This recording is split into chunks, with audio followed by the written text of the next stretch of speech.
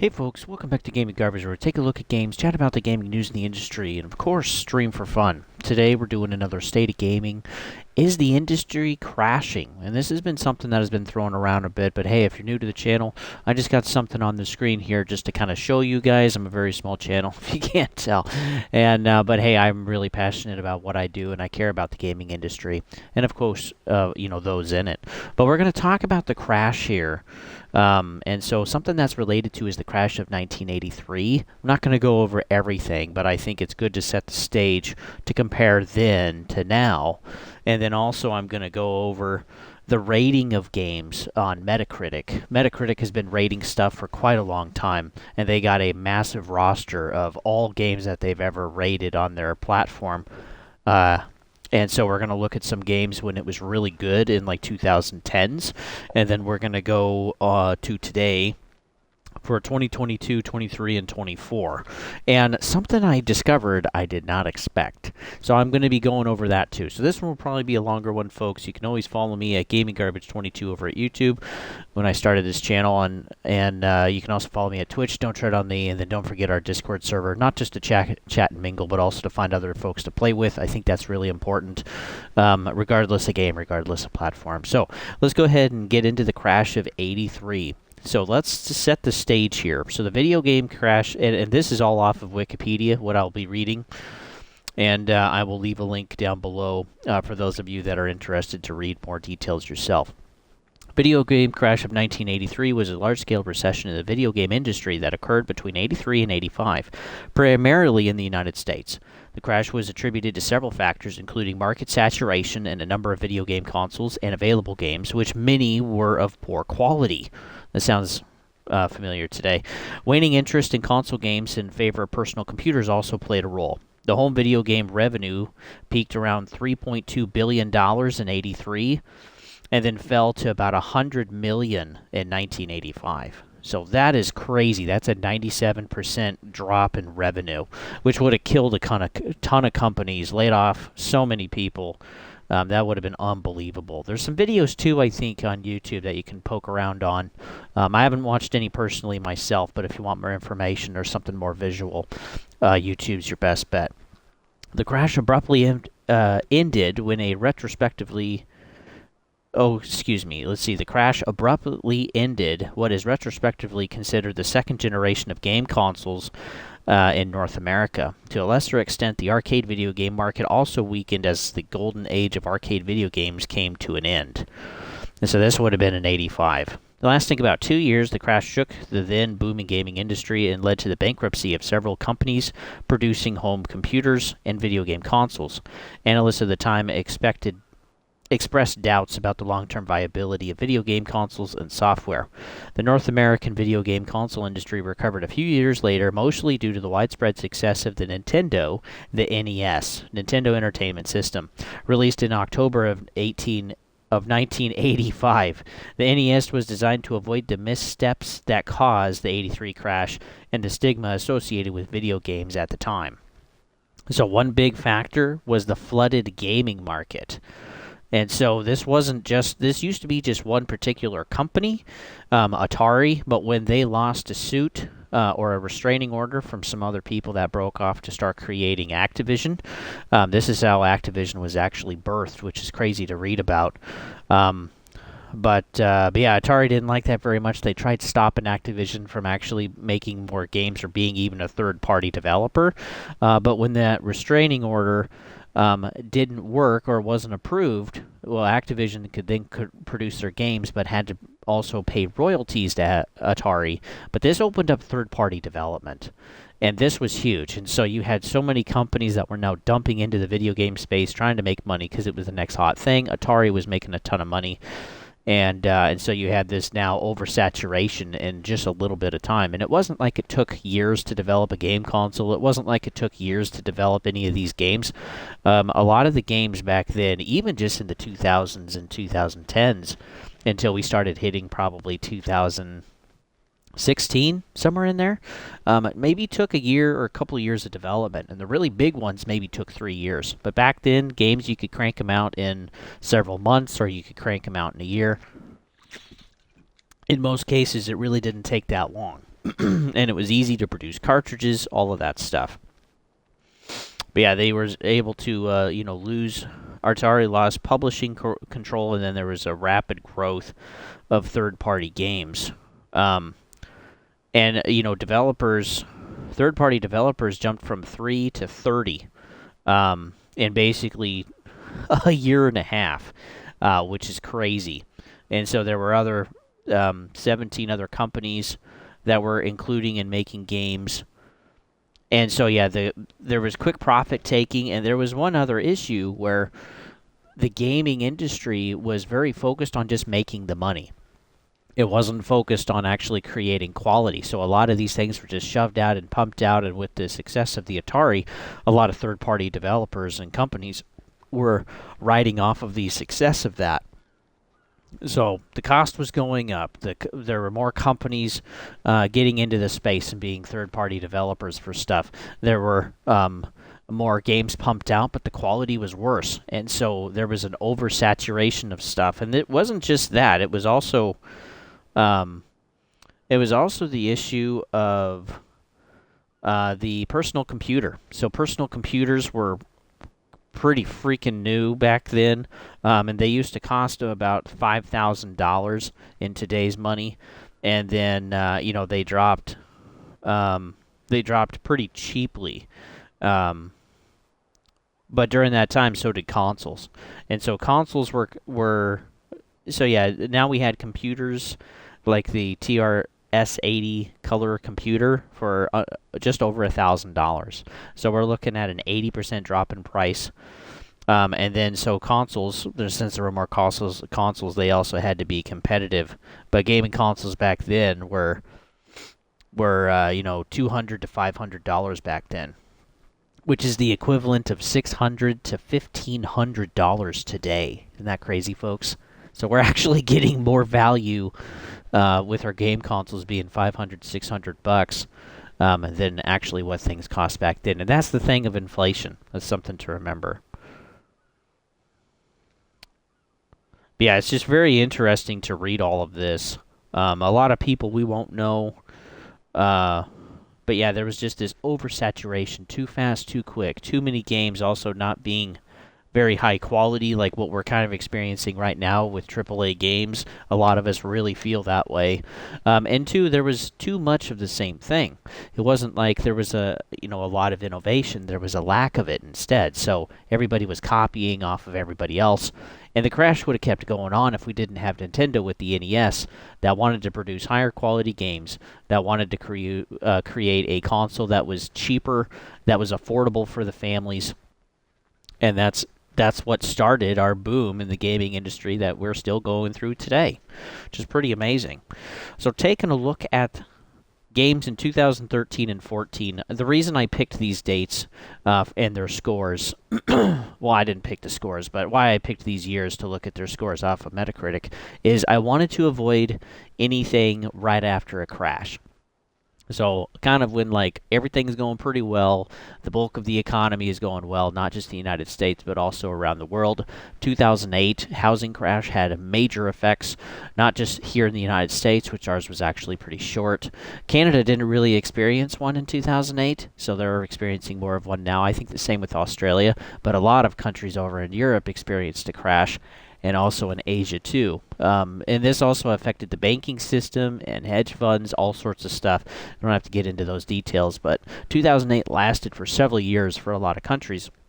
So 2013, 2014, I believe, are a couple of good years to look at with higher quality games, more money getting put into the system or into the industry, and all of that stuff.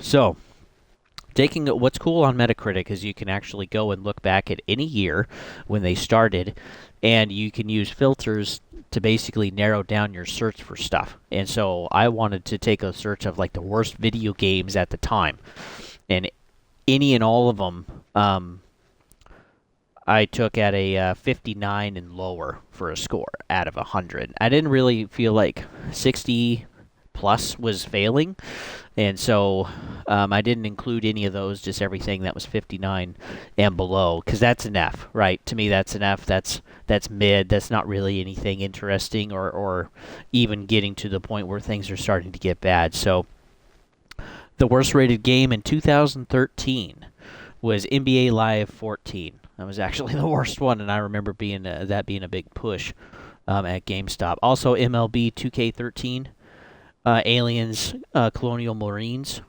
Army of Two, Devil's Cartel, Knack, Mario Sonic 2014 Olympics, Halo Spartan Assault, Sniper Ghost Warrior 2, Pokemon Mystery Dungeon, Dust 514, which I actually liked that game. I was hoping that was going to be cool. That was like a not like an addition to EVE Online, and I was excited for this game because EVE Online is all about space, but you could have ground wars and dust on the planets, and I actually got to be able to do this once where you could have players in real time on EVE Online on PC come over the planet you were fighting on and actually rain down a barrage on the enemy team that you were fighting on the planet, and that was so cool. I only got that to happen once, but that was pretty sweet. Linking two games together like that. That was pretty innovative, but Dust also had a lot of issues and problems that didn't really get fixed enough, and it was expensive for them too, and so it just didn't go anywhere, unfortunately. We also had Lost Planet 3, which, yeah, I remember that one being pretty horrible. Marvel Heroes, Mario Party Island Tour, and actually Dead Island Riptide, which is a surprising one because we look back now and like, oh yeah, Riptide was pretty good, but compared to what Dead Island was, Dead Island Riptide got a 57. So most of these are in the 50s. In 2013, the game of the year that year was actually GTA 5. That's how old the game is. It's kind of crazy to think about that. In 2014, we're just taking a look at another year before we compare to current years. We had Sonic Boom, The Rise of Lyric, which was a 32. That's awful. We had Soul Calibur, Lost Swords, which I think was a mobile game. So we started getting into this era of like the DS and 3DS, okay, and that kind of thing, the handhelds. This was starting to really get pretty big because the computing power was getting so big. We also had Escape Dead Island, which most of us don't even probably remember. We had Ninja Gaiden Z. This wasn't 1, 2, or 3. This was Ninja Gaiden Z. This was a spin-off. And again, it just was not a fun game. Harvest Moon 3D, Lost Valley, SingStar Ultimate Party, Sonic Boom, Shattered Crystal, which again was another Sonic game. MX versus ATV Supercross. Man, remember when the MX versus ATV were huge? That was a huge series back then in the 2010s. Amazing Spider-Man 2 was actually scored very low. That was a 49. Rabbids Invasion, Dragon Ball, Battle of Z, Ace Combat Infinity, which I believe was another kind of like mobile game. Sacred 3, Soul Suspect, Murder Soul Suspect, NBA Live 15. So quite a few games, that didn't pass 60 or above. The game of the year in 2014 was Dragon Age Inquisition. And so taking a look at the totals here, 2013 had 14 major failed games. 2014 had 15 failed games. And so what's going on? We had quite a few failures, and some of these we maybe look back and thought they actually did pretty good, and a lot of these also had some pretty big, or part of big franchise too, like Spider-Man, or MX versus ATV, or Sonic, or Harvest Moon, or Pokemon, or Marvel's, Dead Island. I mean, there's multiple of these, and all of these failed pretty miserably. When we take a look at 2023, 22, or let's see, 22, 23, and 24, this is where things get interesting, because I was expecting to actually see more games that failed that didn't meet at least a 60 and above, but that's not what I found. I found less, which was surprising. So in 2022, we had Crossfire X, which was a 38 score, Babylon's Fall, a 41, Lego Brawls, 46, and MX vs. ATV Legends, 55. And that's it. We had 4. It's like, what? We had a heck of a lot more games that were bad than just 4 out of the entire flippin' industry that year. The game of the year that year was Elden Ring. But we had a ton in the 60s. We had Saints Row, the reboot, Dynasty Warriors 9, Edge of Eternity. We had Gotham Knights. We had Madden 23, and we had Callisto Protocol. And we would probably consider most of those were all not a 60, right? Or above. Let's go to 2023. We had Lord of the Rings Gollum. Flippin' brutal game, folks. Lord of the Rings Gollum, 33. Redfall, 56. Modern Warfare 3, 56.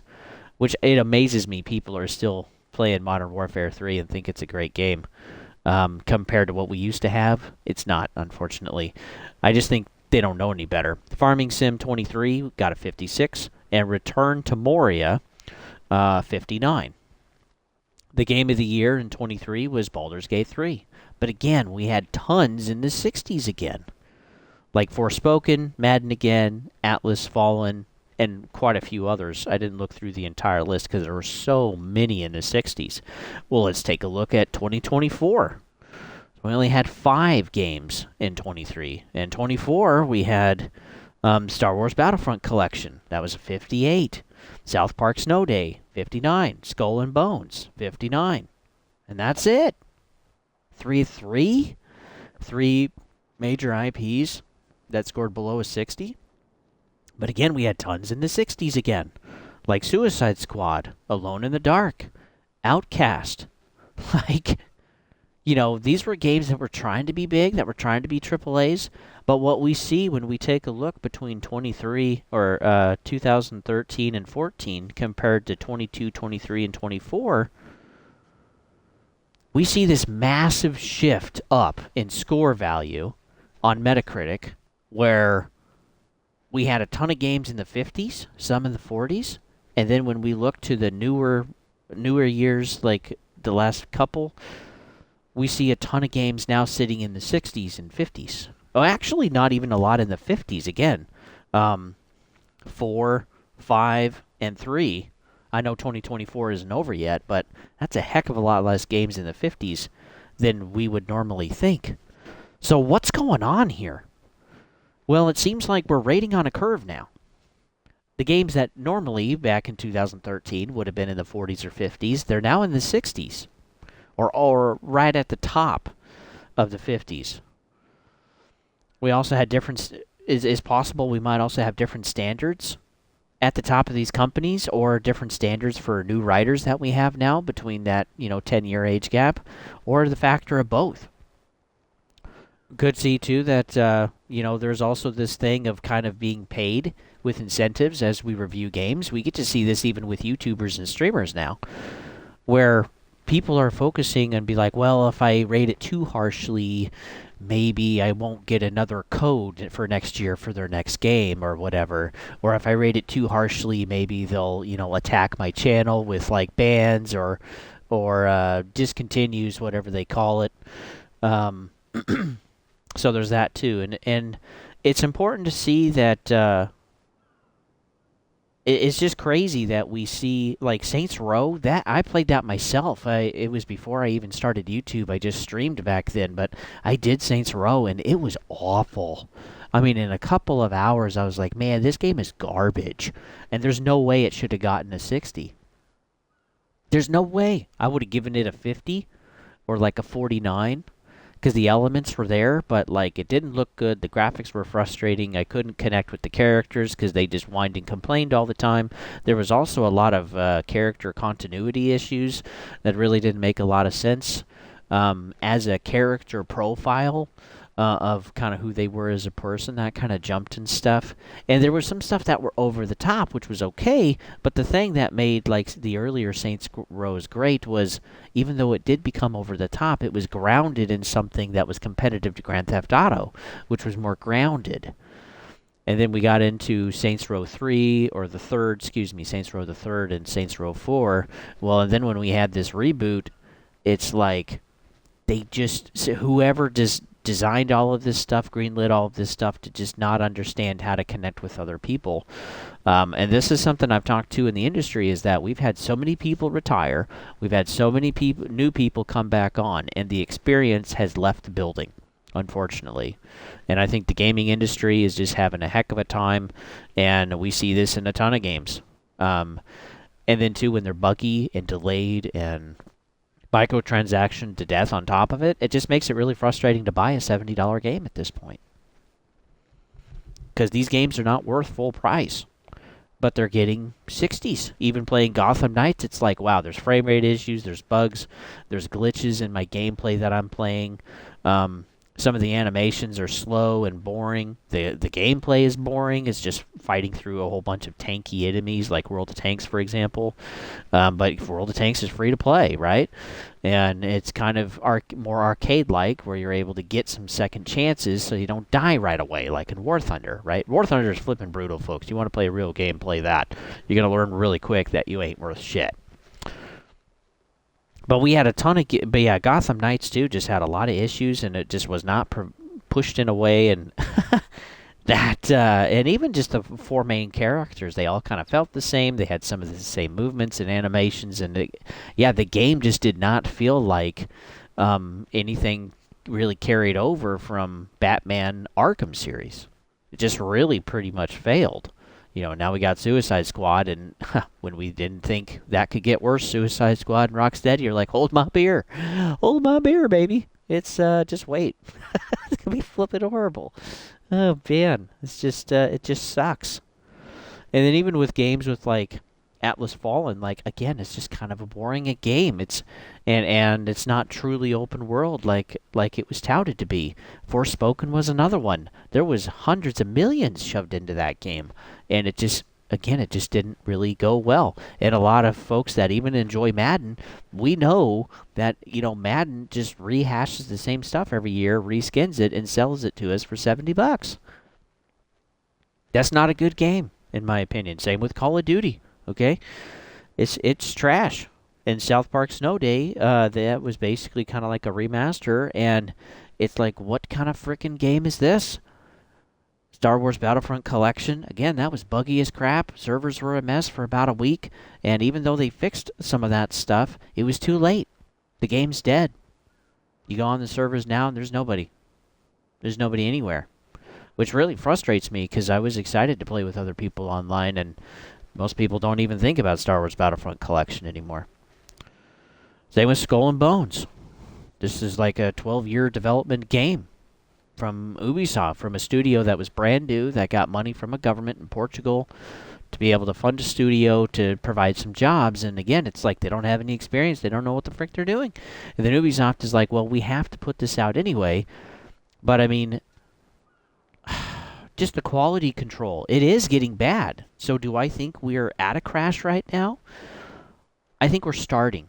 I did a State of Gaming not too long ago, about a week ago, called The Shifting Industry. And the industry is seeing the cost going up and the quality going down and the sales numbers going down. Which really, folks, if we want to change stuff, regardless of industry or hobby, if there's something you don't like, don't buy it, okay? Or don't buy it at that price point they want you to sell. They want to sell it to you for. Just wait, and for gaming, don't pre-order. Actually wait for some real reviews. We even got to be careful now with streamers and stuff. It's like they're overhyping a game. The Angry Joe Show just did that earlier this week with Soul Mask. And it gets frustrating. So here, I never plan... I'll just say this. I won't ever monetize this channel, except for maybe like Monetization Monday or like once a week or something, because I don't want money to get in the way of giving you the same type of stuff that's on YouTube. Okay? I want to be genuine, honest, and real. I want to share my real opinions with stuff, and I want to critique things in the gaming industry because I love this hobby, and I love the people that are a part of it. I have been gaming for, let me think, 30 years now. I mean, I got really big into gaming in the beginning of the 90s. I've been doing this a long flipping time. And all of the memories that I've made, the wonderful console gaming that we had in the 2000s and in the first half of 2010s, that was like the flipping golden age, baby. That was amazing, some of the stuff out there.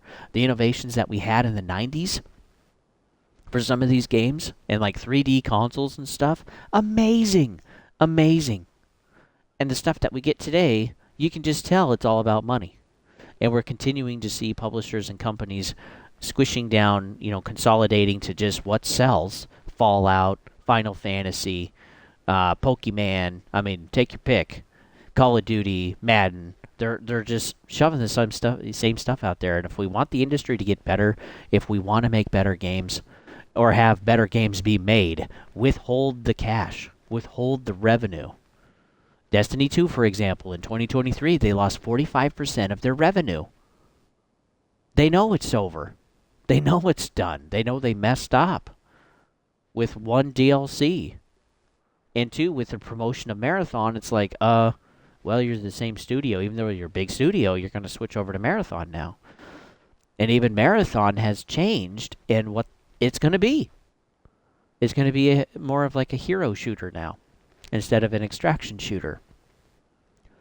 All of the battle royales we have, all of the flippin' shooters, all of the, there's no innovation in the industry, and a lot of games get overlooked. And we used to have games like this, like Just Cause 3 on the screen. Like, if you're 20 or younger, go play some of the older stuff. Is it longer?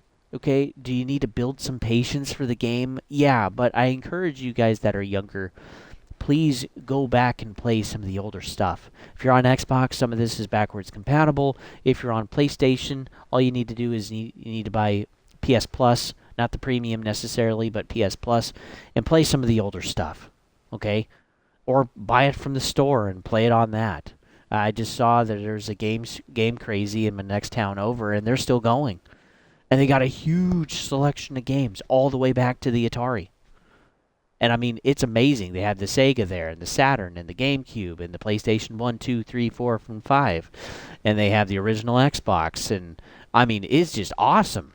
It's just awesome to see stuff like that. And they had the Wii U, and the Wii. They got everything there.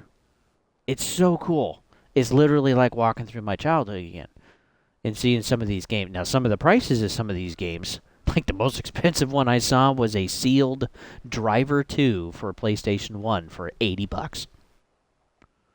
And Driver 2 was flipping amazing. Okay, that basically made Grand Theft Auto. I'm not even kidding. That made GTA. But yeah, I want the gaming industry to go back. I really do. And I want community to come back to gaming too. That's why we have our Discord server, which link in the description if you're interested. So yeah, do we have a crash? I think we're experiencing a correction. I'll put it that way. I think our correction is happening. The gaming industry is starting to see, oh hey, there's some issues here. That's why we have sell-offs of different IPs and studios. This is why we have studio closures. This is why we don't have greenlit games unless they're basically live service. This too is why we're having a bunch of layoffs. We thought 2023 was bad. Well, this year, 2024, is a lot worse. We're already past the number of layoffs, or close to the number of layoffs that we had total last year. And we just started June. We're not even halfway through the year yet. But if the industry keeps going on like this, keeps consolidating, which again, it's only a few big major companies like Microsoft, Sony, Nintendo, which I don't really include Nintendo. They still do a good job of producing good quality games, and they're not microtransactioning the crap out of stuff. But, maybe Sega would be another one, Capcom, Square Enix, Ubisoft, EA. Those are basically the big ones. And outside of that, there really isn't much. But we also too have this oversaturation of just low quality games, just rehashed slop to just, hey, give us money, without actually creating innovation. But like Stellar Blade did pretty dang good. Hi-Fi Rush was another one, pretty dang good. Another Crab's Treasure is a well-built game. Elden Ring was like 25 million copies sold. Pal World was another one, an innovative Pokemon game, right? They sold like 28 million copies, something just insane. So, I mean, the good games are out there. And again, with the crash of the Atari in 83 through 85, We had some innovation when we started getting third-party access. And this is why capitalism works, folks. This is why open market works, is because it breeds competition. It's somebody else taking on the risk and saying, look, I can do better. I can do better than that. And if I had the money today, I would start a studio today. I would.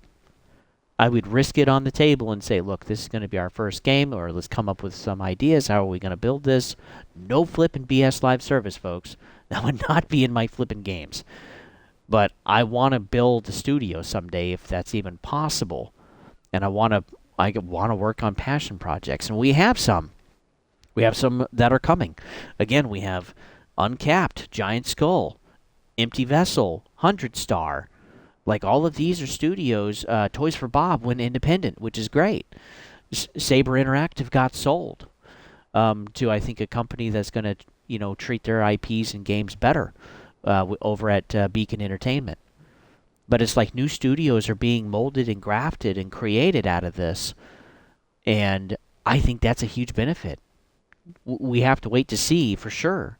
But I think it's better than sticking with EA, Ubisoft, Activision, Xbox, and Sony. I think it's better than just sticking with that, because what we're seeing today is that games are a disappointment. And if things continue like they are, we will have another big crash. The industry as it is, it's already unsustainable. I can see the writing on the wall. Can you? So with that, folks, thanks for tuning in. You could, again, always follow me at GamingGarbage22 and also over at Twitch. You can find me at Don't Tread on Thee, and then also don't forget our Discord server. But, folks, I want to encourage you guys, too, to make goals this year. This is not gaming related. This is you related. I really want you to focus on goals. I see so many right now that are just mellow and chill, just riding the wave, just wherever life takes them. Well, life doesn't really take you anywhere if you do nothing. If you just sit and wait and you do the same thing every day and don't work towards your future, you don't have one. If you talk to older folks, they'll tell you that. They wish they had made changes or done things differently back then. And those people, it's wonderful to ask that question. You'll be amazed at what you hear. I encourage you to do that if you have that ability. But take it from me already, being 34 years old, I feel like there's a lot of time that I've actually wasted with not setting goals, with not staying focused on those goals. Because without focus, it's impossible to go anywhere. It's like driving on the road, folks. If you just close your eyes and just step on the gas pedal, you're going to crash. And maybe a lot of us, if we're honest, we feel like we've crashed already in our lives. But a crash isn't the end. It's what you do after. So with that, folks, again, make some goals, have a focus, and I'll see you guys on the next one.